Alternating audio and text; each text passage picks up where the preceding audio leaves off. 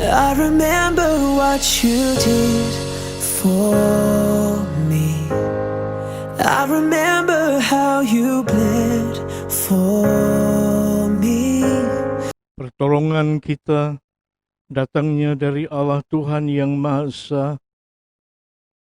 Allah pengasih penyayang. Kiranya dicurahkan berkat-berkat ilahi dari tempat maha tinggi, dari surga yang mulia, atas ibadah kami dari awal sampai kepada akhirnya nanti. Kami menerima berkat anugerah yang dari Tuhan dengan mengucap syukur atas nama Bapa, Sang Putra dan Roh Kudus, di dalam nama Tuhan Yesus Kristus. Amin. Shalom Bapak Ibu Saudara yang dikasihi Tuhan, bersyukur kita kembali berjumpa di ibadah kita pada hari ini. Mari kita mau tetap setia dan kita mau tetap mengandalkan Tuhan dalam setiap langkah hidup kita. Apapun menjadi keperluan kita, apa yang menjadi masalah dan beban kita hari ini, mari kita mau taruh di bawah kaki Tuhan dan kita mau berserah sepenuhnya hanya kepada Dia. Karena Tuhan Yesuslah yang jadi kekuatan bagi saya dan saudara. Persiapkan hatimu untuk kita masuk di dalam penyembahan. Yesus, Engkau Allah yang besar. Kami puji dan kami sembah Engkau. Yesus, kami puja. Kami sembah sebagai Raja.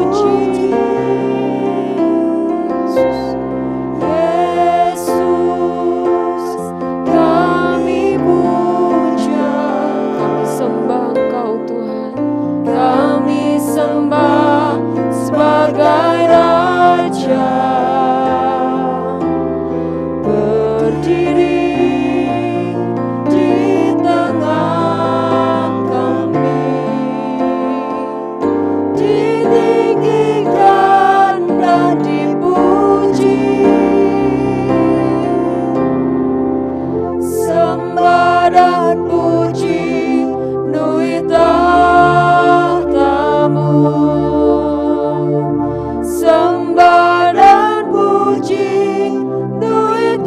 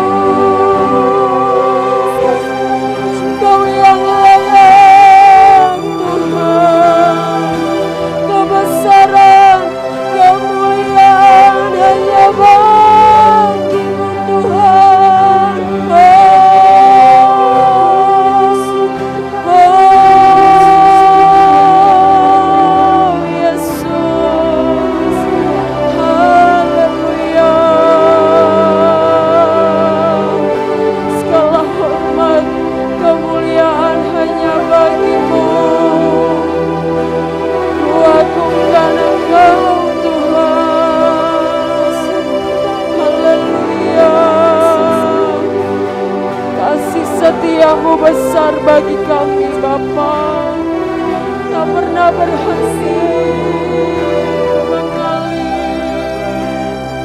Oh Roh Kudus, kami cinta Engkau, kami rindu hadirat-Mu.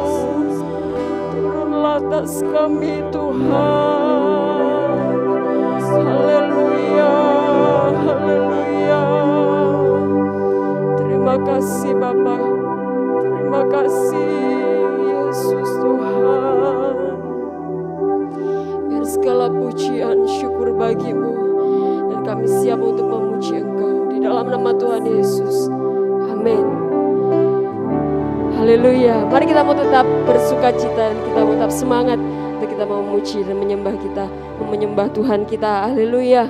Biarkanlah hati yang gembira itu boleh membawa sukacita bagi saya dan saudara hari-hari ini. Haleluya.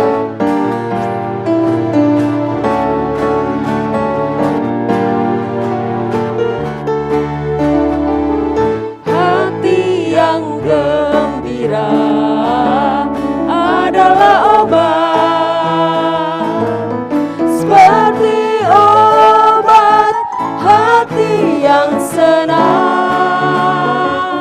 tapi semangat yang patah keringkan tulang.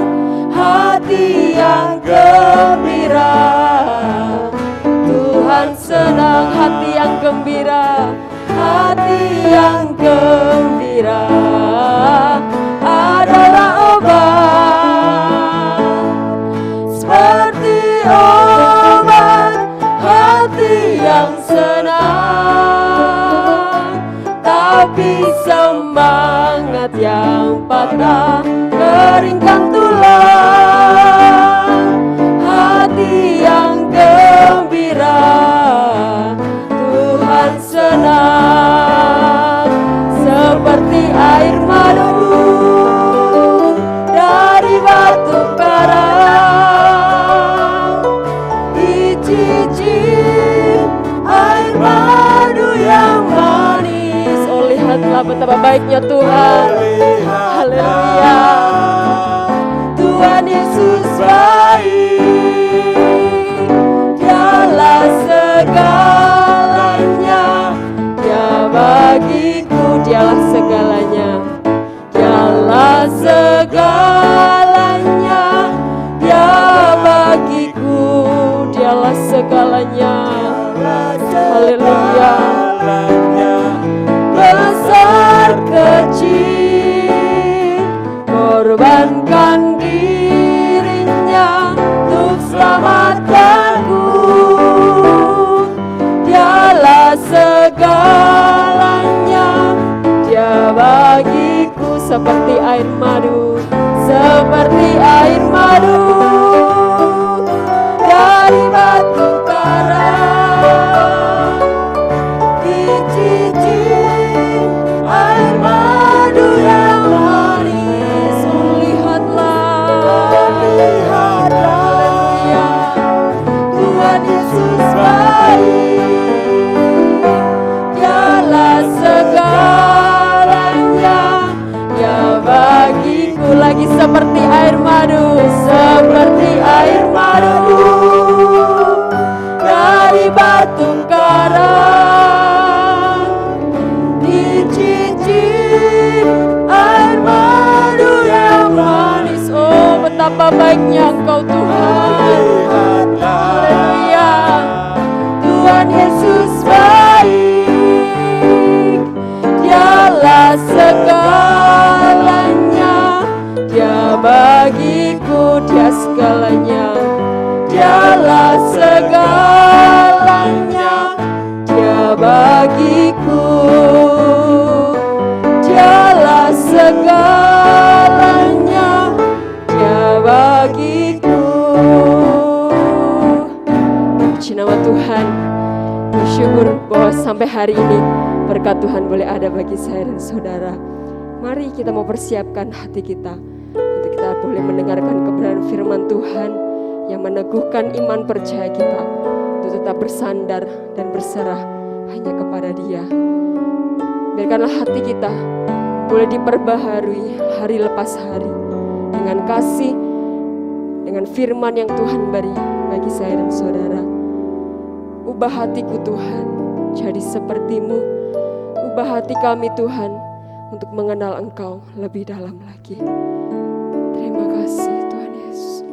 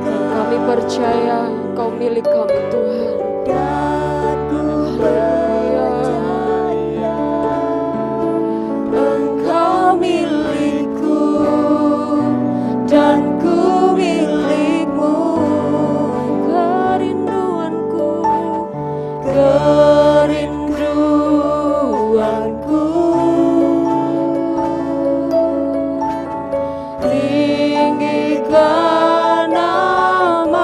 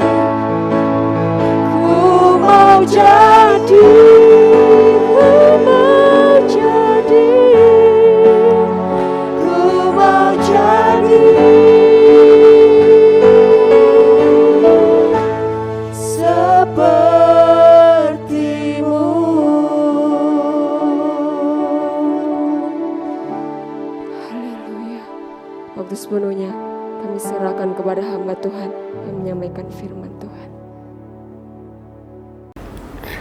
Shalom Bapak Ibu Saudara yang dikasihi dilindungi Tuhan. Terima kasih sudah bersama-sama dengan kami semua untuk memberikan waktu yang terbaik untuk kita beribadah melalui online streaming saat ini. Saya mengundang kita semua untuk berdoa bersama-sama. Terima kasih Tuhan untuk waktu yang luar biasa hari ini. Pimpin jalannya pemberitaan firman Tuhan, urapi hamba-Mu, urapi kami semua. Allah Roh Kudus berkenan menjelaskan dengan bahasa yang sederhana untuk kami mengerti. Terpuji nama Tuhan, kuasai setiap kami, beri kami fokus di dalam nama Bapa, Roh Kudus, dalam nama Tuhan Yesus. Kami mengucap syukur. Amin. Bapak Ibu Saudara, hari ini saya melanjutkan firman Tuhan minggu lalu tentang peperangan roh, di mana hari ini saya akan membahas tentang cara kita menang dalam peperangan spiritual, cara kita menang dalam peperangan roh kita. Saudara, yang pertama kita mesti bisa membedakan antara serangan setan dan cobaan atau ujian dari Tuhan. Saudara, pada satu ketika sekitar tahun 1949-1950 itu hidup di Amerika satu hamba Tuhan yang terkenal namanya Ray Stedman. Nah, pada satu ketika Ray dan istrinya serta anak kecilnya, seorang anak perempuan, mereka naik mobil melakukan perjalanan yang sangat jauh. Perjalanan yang sangat jauh ini membuat mereka lapar dan lelah. Dan itulah yang terjadi. Biasanya kalau orang lapar sama orang capek, itu mereka jadi terpancing untuk ribut, terpancing untuk berdebat, berantem untuk hal-hal yang sepele. Saudara mungkin pernah mengalami perjalanan jauh, kan pasti cari bahan untuk ngobrol. Kalau enggak ngantuk ya ngobrol. Dan akhirnya membahas satu dua hal, akhirnya timbul perdebatan. Kalau tiba-tiba terungkit masalah-masalah tertentu. Ini yang terjadi antara Ray Stedman dan istrinya. Mereka mulai bertengkar, ribut hal-hal kecil. Nah, ketika mereka sedang ribut, tiba-tiba si anak kecil, anak putrinya ini step, kejang-kejang di kursi belakang, dan mereka kaget. Di situasi lelah, lapar, anak kejang step. Istri Stedman kembali makin marah. Sudah aku bilang kan, seharusnya dia nggak usah ikut. Ini sekarang gimana nih, bahaya sekali dia step nih, panas sekali badannya. Kita harus cari bantuan. Tapi bantuan kemana? Ray Stedman terbersit dalam pikirannya untuk membalas omelan-omelan istrinya. Istrinya terus bahkan menyalahkan si suami. Tetapi di sini Ray Stedman ingat firman Tuhan dan dia akhirnya berjuang untuk mengendalikan diri untuk tidak balas marah. Dan akhirnya dia bilang, sayang, jangan marah-marah. Ini anak kita sudah ikut dengan kita tidak perlu mengungkit yang sudah lewat. Sekarang mesti gimana? Dan yang harus kita lakukan bukan bertengkar. Kita harus berdoa, meminta pertolongan Tuhan. Bukan berantem, bukan berdebat. Istrinya sadar, iya ya, betul, kita nggak bisa seperti ini. Mobil berhenti dan mereka berdoa, Tuhan tuntun kami. Kuasa Roh Kudus bekerja, damai sejahtera turun, dan mereka melanjutkan perjalanan. Dan Tuhan menuntun Ray Stedman, tiba-tiba ada kekuatan di dalam hati untuk mengambil keputusan belok kiri. ya belok kiri. Kemudian belok ke kanan, lurus, ada belokan, belok lagi. Melewati banyak rumah, sampailah tiba-tiba dorongan itu kuat dari Tuhan untuk restatement berhenti di satu rumah.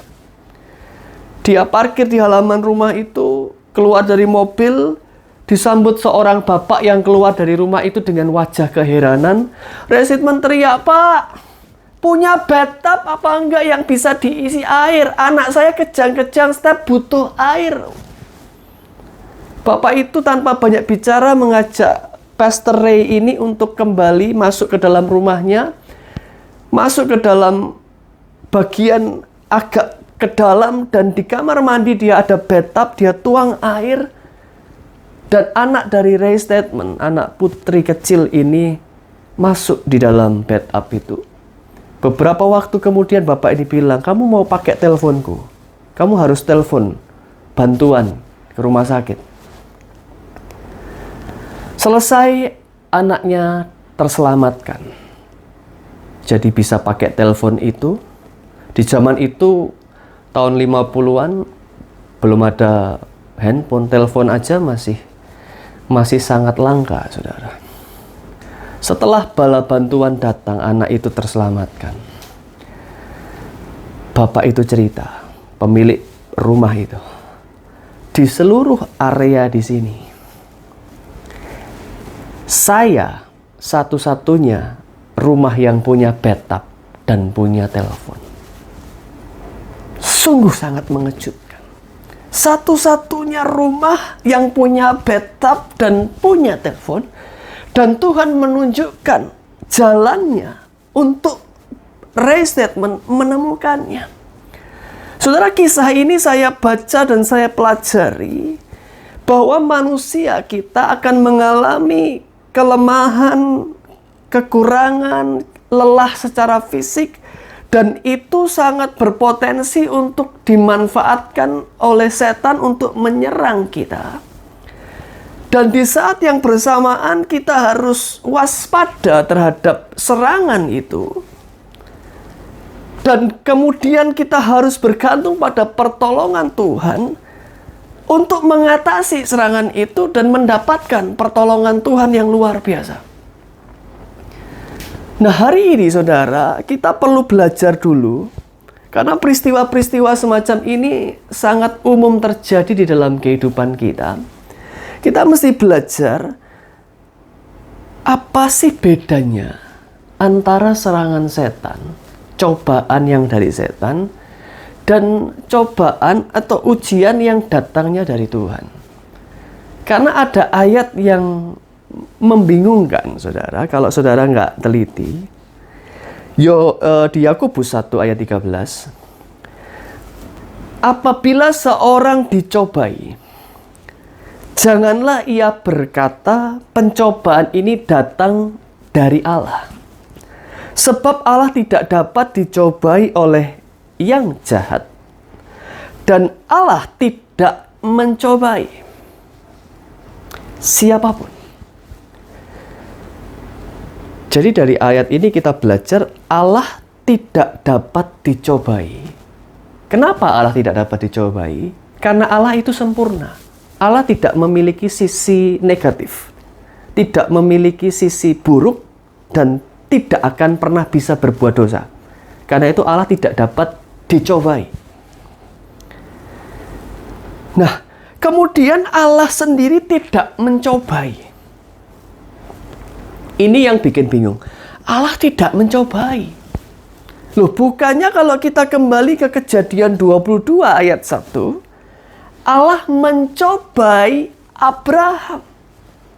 Allah menguji Abraham. Loh, kok di satu ayat bilang Allah tidak mencobai, di ayat lain bilang Allah mencobai? Yang benar yang mana? Ini yang menarik, saudara. Sebenarnya kata mencobai di Yakobus itu kalau kita bandingkan dengan kata mencobai yang di Kejadian, itu tidak bisa langsung kita bandingkan karena satunya bahasa Yunani, satunya bahasa Ibrani. Tidak boleh langsung dibandingkan, itu bukan apple to apple. Beda. harus bandingkan Yunani dengan Yunani, Ibrani dengan Ibrani. Nah, Yunani dengan Yunani, sebenarnya ayat ini pun berbeda dengan ayat yang lain dalam penggunaan bahasa Yunaninya, tetapi saya tidak punya waktu untuk membahas kali ini. Ya, beda. Saya akan terangkan bedanya, tetapi saya tidak akan bahas bahasa aslinya untuk kesempatan kali ini. Saudara, untuk memahami perbedaan pencobaan dari Allah dan pencobaan atau serangan dari setan, saya mengajak saudara untuk merenungkan terlebih dahulu begini. Saya membaca perusahaan yang bikin tangki atau tabung oksigen untuk orang-orang yang punya profesi atau hobi menyelam ke laut. Itu harus pakai tangki atau tabung oksigen yang dibawa.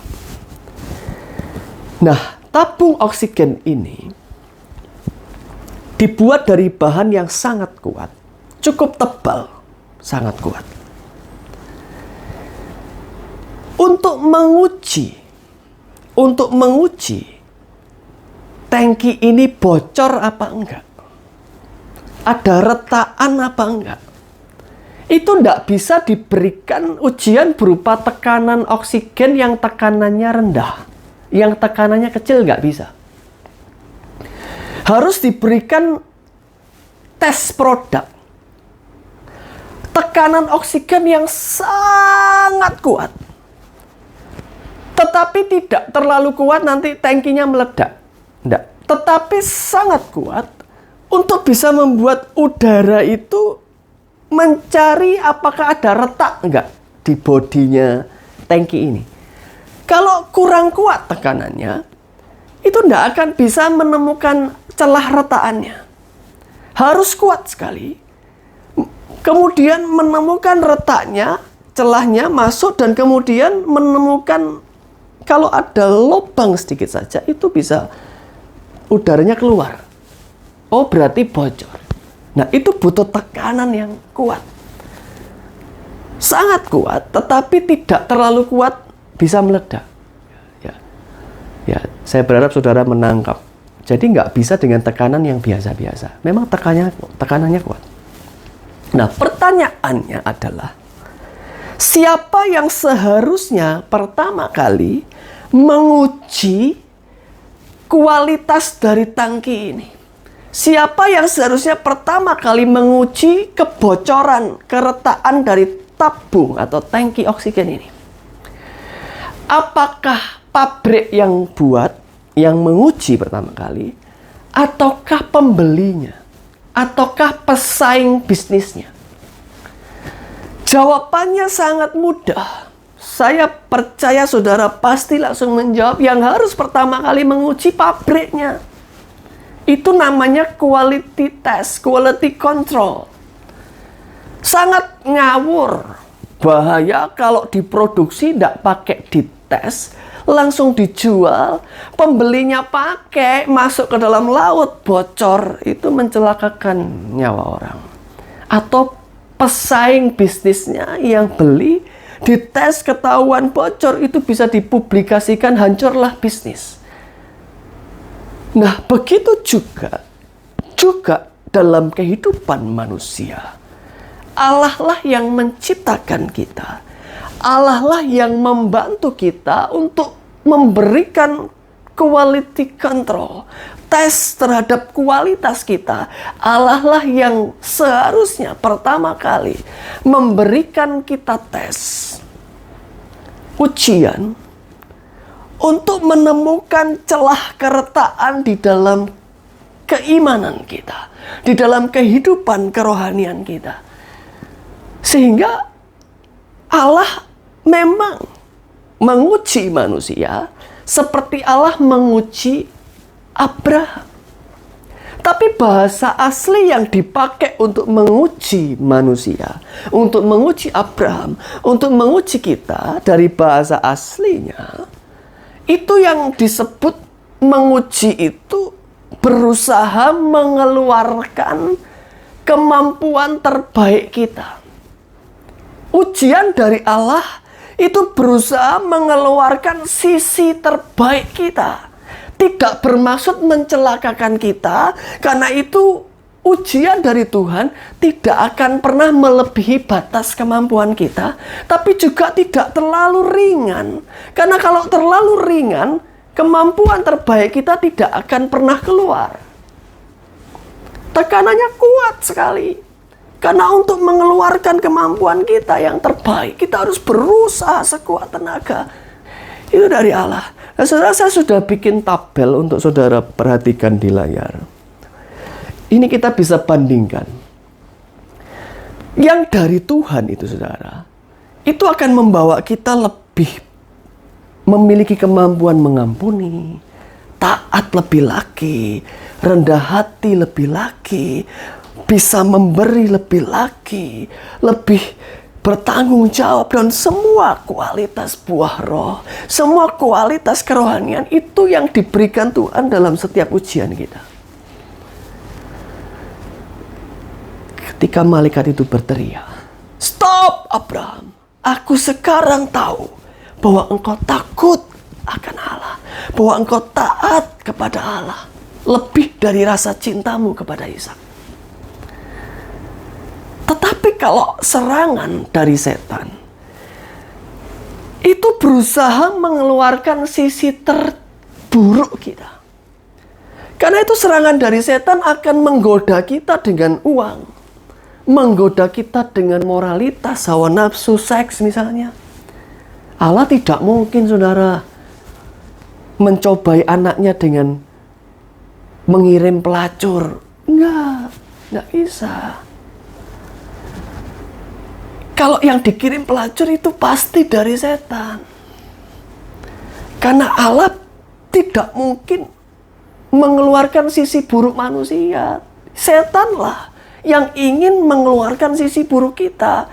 Diuji dengan hal-hal yang berusaha memancing iri hati kita, kesombongan kita, sifat pemberontak kita.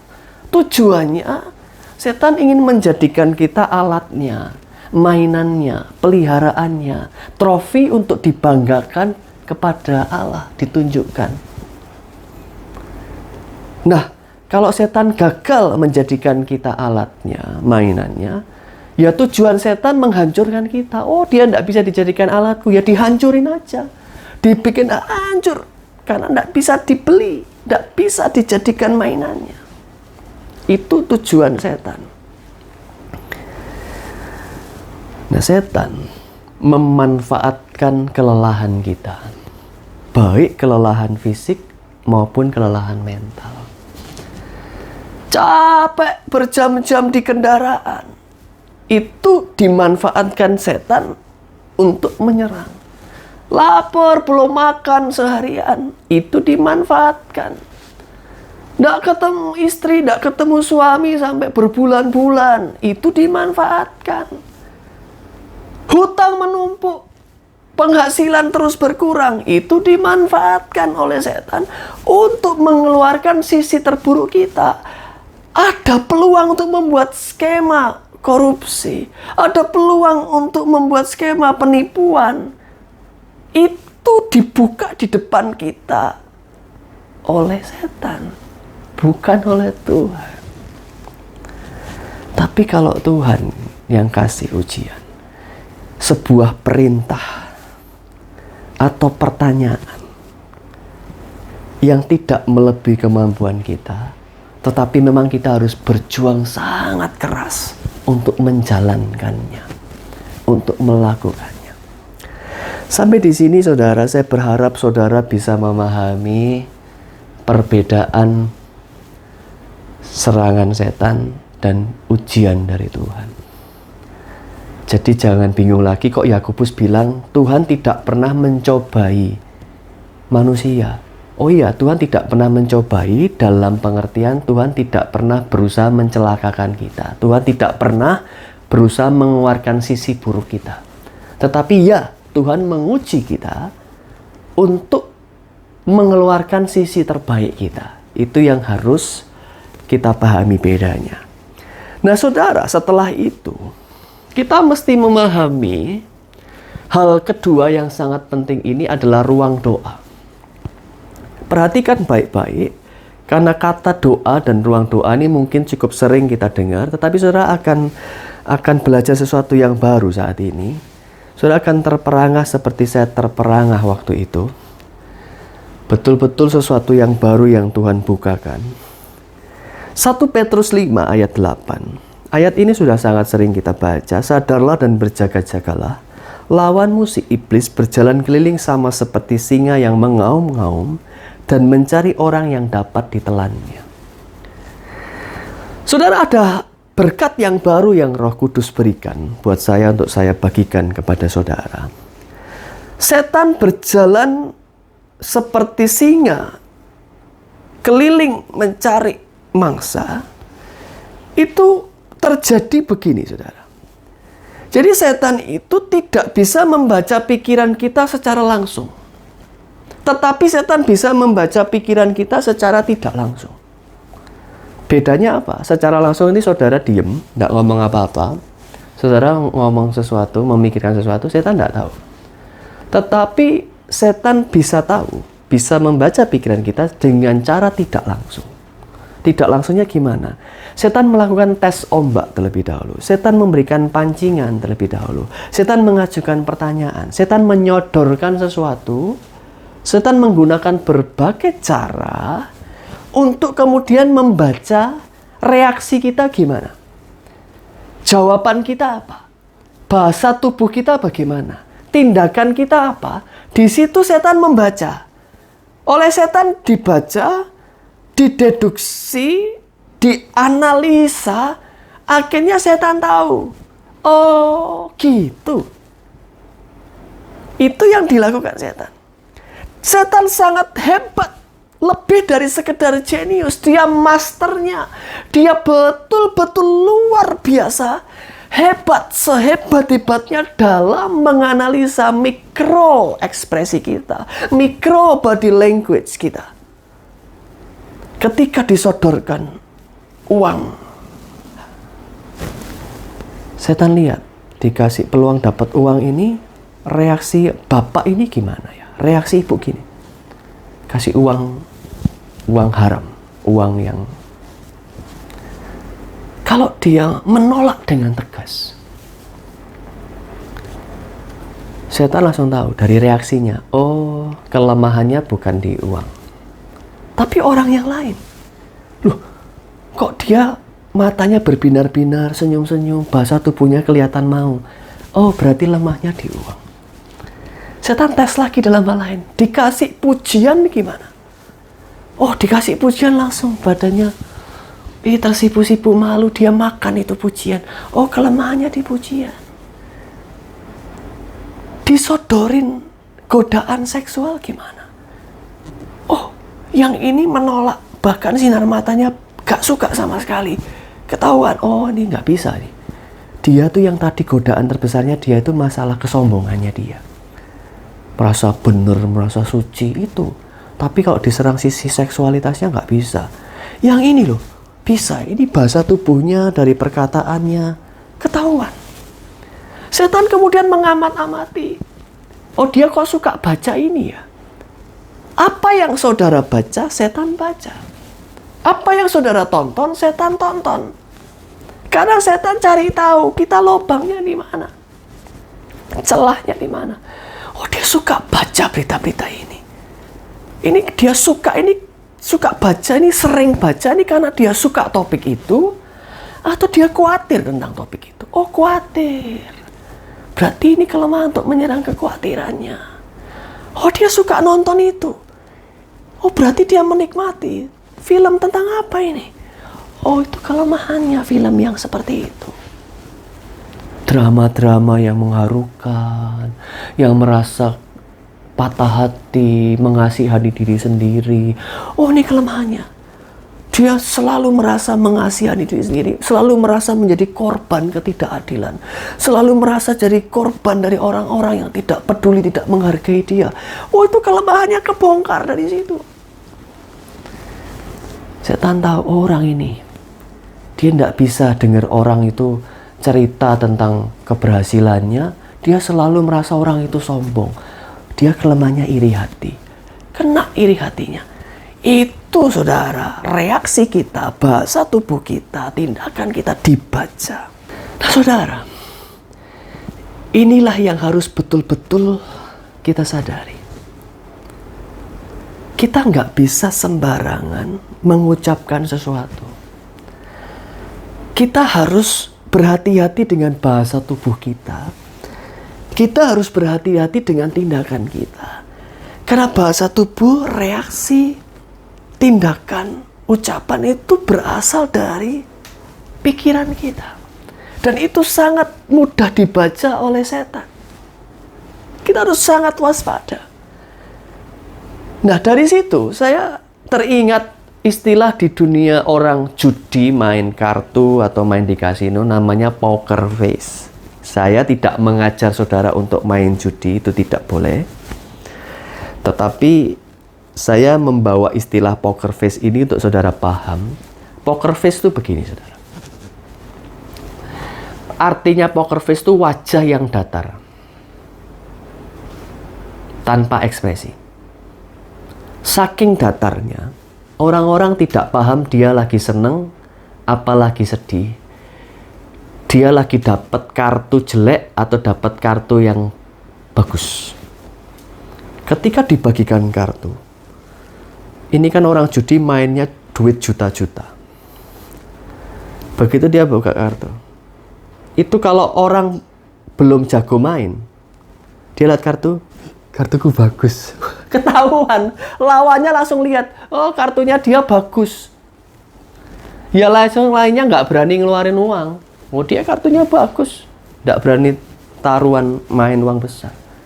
Atau, aduh jelek sekali. Oh jelek kartunya. Ketahuan, diseranglah dia karena kartunya jelek. Yang lain-lainnya jadi berani untuk ngeluarin uang.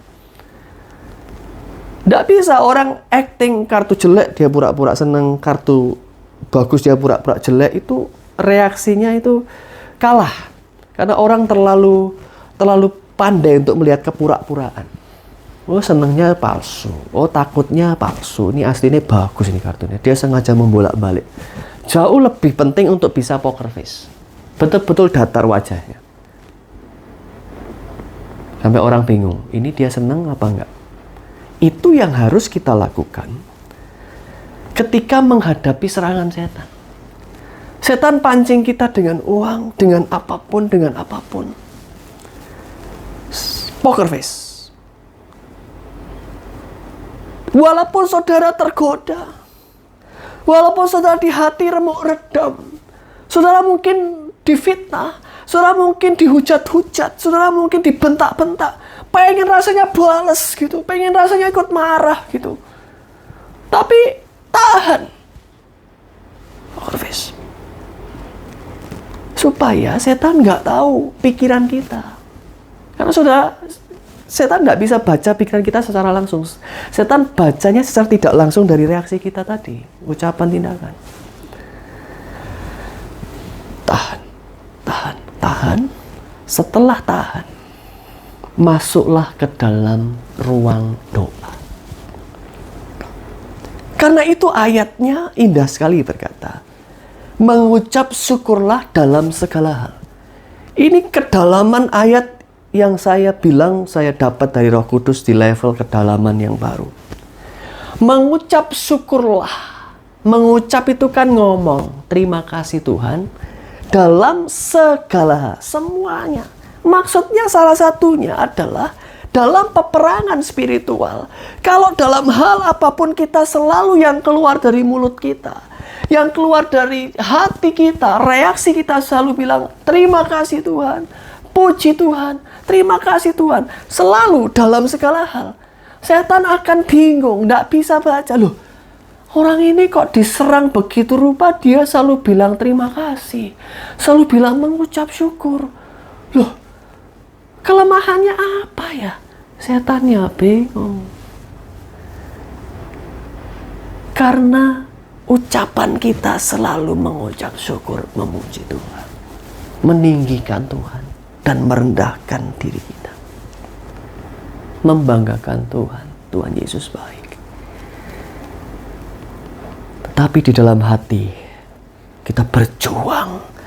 Duh Dan perjuangan itu kita bawa ke dalam ruang doa. Masuk dalam ruang doamu. Ini tidak harus masuk ke dalam ruang tertentu yang terkunci, tidak. Engkau bisa di kamar sendirian, bisa di ruang doa, bisa di gereja, gereja punya ruang doa, bisa di rumah, di ruang keluarga, nggak ada orang tahu, semua lagi pergi. Ruang doa adalah hadirat Tuhan, di mana engkau betul-betul datang kepada Tuhan secara pribadi, bahkan bisa di mobil sendirian dengan Tuhan. Kita baca Roma 8 ayat 26.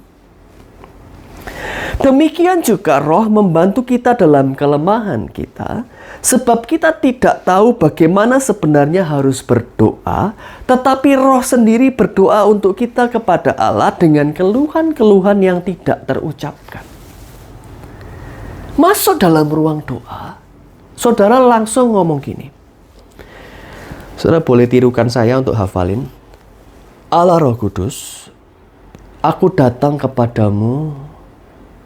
Aku hendak menyampaikan keluhan-keluhanku, ucapan-ucapan dari jiwaku yang terluka dan pahit, dan segala problema hidupku, segala pertanyaan yang memenuhi pikiranku. Tetapi aku tahu ada setan yang mengintai dan berusaha mendengarkannya. Tuhan, proteksi ruang doaku. Di dalam nama Yesus, setan tidak bisa mendengarkan doaku. Allah Roh Kudus, Engkau yang membantu aku, mewakiliku untuk berdoa kepada Yesus. Berdoa kepada Allah Bapa. Dari rohku kepada Roh Kudus. Dari hidupku kepada Allah Bapa. Dan lewat doa roh dengan roh ini, setan tidak akan bisa mengerti. Ketika saudara berdoa demikian, setelah itu saudara sampaikan keluhanmu, sampaikan kekuranganmu, akui dosamu, akui kekuranganmu kepada Tuhan. Setan tidak bisa ngerti, saudara. Ini bukan tentang bahasa roh. Tidak ada ditulis itu tentang bahasa roh, tetapi ini tentang roh kepada roh. Itu saudara. Ketika engkau melakukannya, hanya dengan roh kepada roh, setan tidak akan bisa mendengar dan tidak bisa mendapatkan celah. Tetapi kalau saudara cerita kekurangan saudara kepada orang-orang yang tidak jelas, saudara gampang membuka kelemahan saudara kepada orang-orang yang kualitas kerohaniannya jauh sekali. Itu sangat berbahaya. Bisa dimanfaatkan tuh orang membicarakanmu, membuka aibmu kemana-mana. Dan itu dimanfaatkan oleh setan. Gak boleh. Hati-hati dengan membuka kekurangan kita. Hati-hati dengan menyampaikan keluhan kita. Hati-hati dengan menyampaikan kemarahan kita. Apapun yang mengganggu kita, menjadikan kita beban masalah, harus engkau sampaikan kepada Roh Kudus. Antara roh dengan roh di dalam ruang doa, di mana setan tidak bisa mendengarnya. Itu yang harus betul-betul kita waspadai di dalam peperangan spiritual. Saudara, saya menutup firman Tuhan ini dengan kisah seorang tentara yang lari dari kejaran musuhnya dalam sebuah peperangan. Dia sudah terluka dan dia sudah sangat lelah. Akhirnya dia menemukan goa. Dia masuk ke goa itu. Dan dia berdoa, Tuhan, aku masih ingin hidup. Aku pengen ketemu istri dan anak-anakku. Tolong lindungi aku. Goa ini tidak dalam dan sangat mudah untuk ditemukan. Bantu aku Tuhan. Aku pasrah. Keajaiban terjadi. Tuhan memerintahkan laba-laba untuk bikin sarang.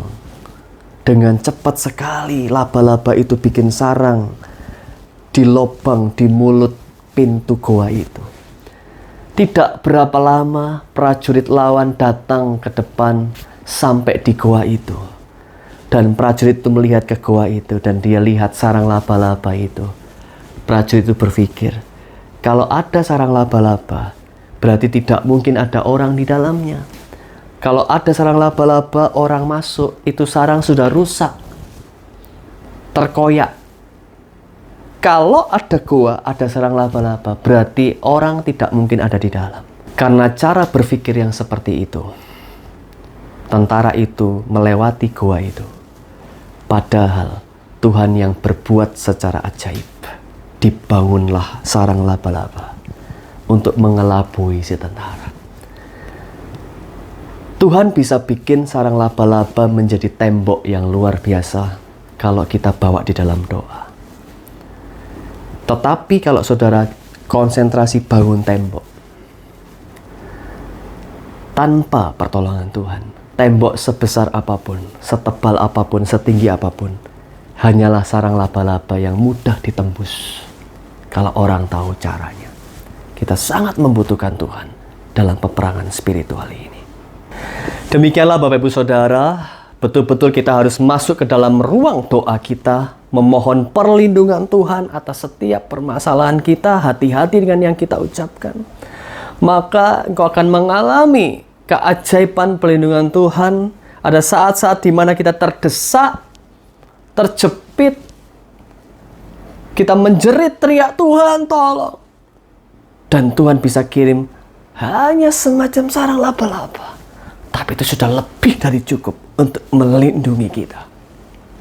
Tetapi jika kita ngawur, kita sok, kita bisa bikin tembok kita. Tapi tanpa berdoa, tanpa mengandalkan Tuhan, tembok sebesar, setebal, sekuat apapun, mudah dihancurkan.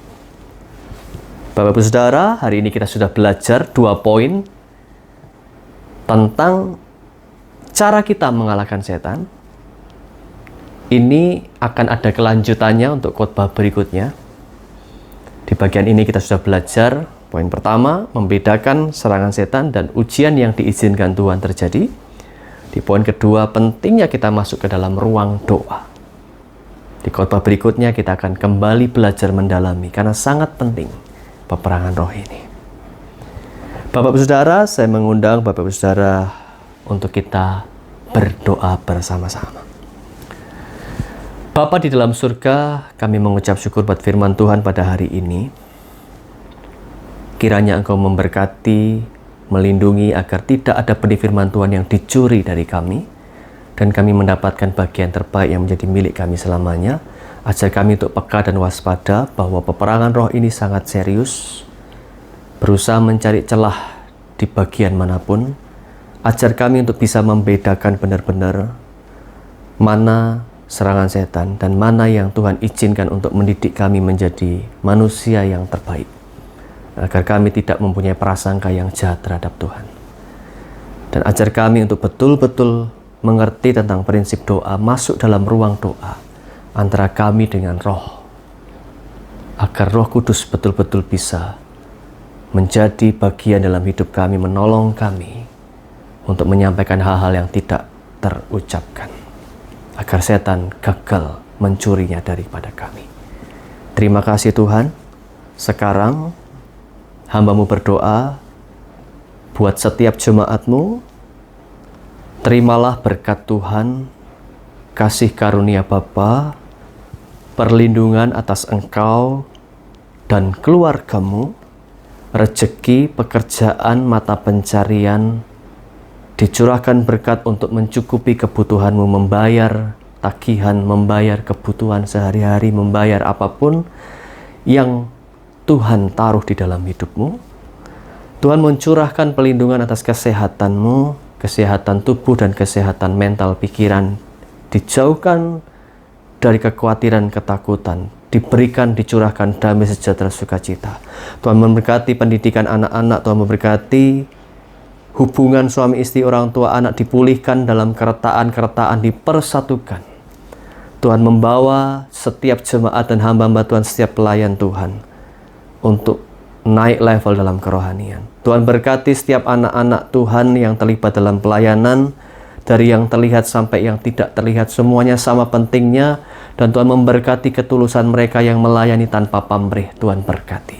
Terima kasih perlindungan Bapa, kasih Bapa, berkat Bapa hadir nyata di dalam kehidupan setiap kita, mulai hari ini sampai Maranatha Tuhan Yesus datang kali kedua.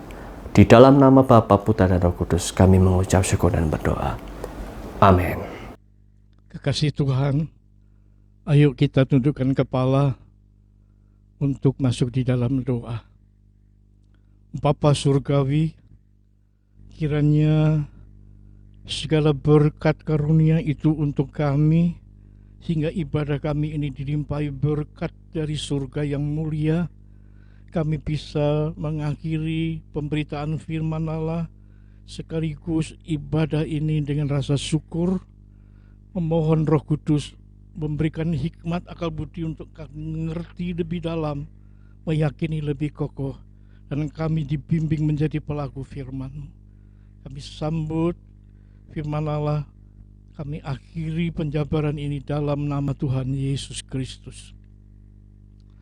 Dan sekarang, Bapak, Ibu, Saudara kekasih Tuhan, marilah kita menerima berkat anugerah dari tempat yang maha tinggi, dari surga yang mulia, ke atas kami semua yang sedang beribadah di sini, diakhiri dengan limpah berkat untuk roh, jiwa, dan tubuh, diberkati tiap pribadi, tiap keluarga, rumah tangga, diberkati usaha, pekerjaan, mata pencarian umat-Mu.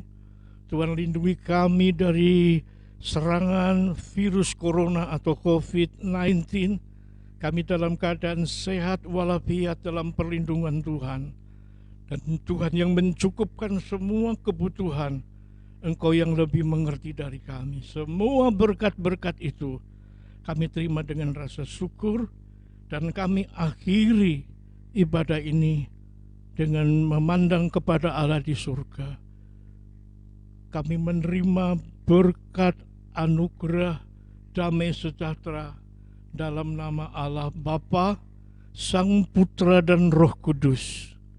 Di dalam nama Tuhan Yesus Kristus, mari yang percaya kita katakan bersama-sama, amin.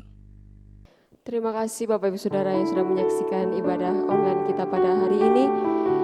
Kiranya damai sejahtera Tuhan boleh ada bagi saya dan saudara. Selamat hari Minggu, Tuhan Yesus memberkati.